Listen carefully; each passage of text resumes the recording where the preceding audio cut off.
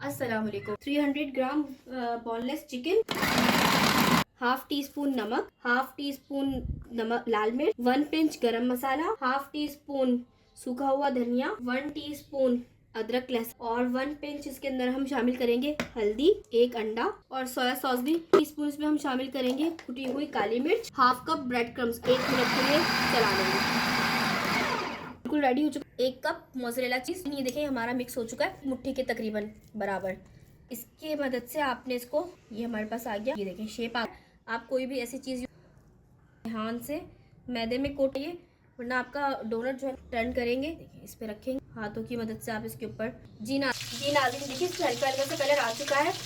अब इसकी हम साइड को चेंज कर लेंगे। अब इसको हम डिश आउट कर लेंगे। इनकी चिकन डोनट्स हमारे बिल्कुल रेडी हैं। वीडियो को हमारी जरूर लाइक एंड शेयर जरूर कीजिएगा। ताला मिलते हैं आपके साथ नेक्स्ट वीडियो के अंदर। तब तक के लिए अपना ख्याल रखिएगा। अल्लाह हाफिज।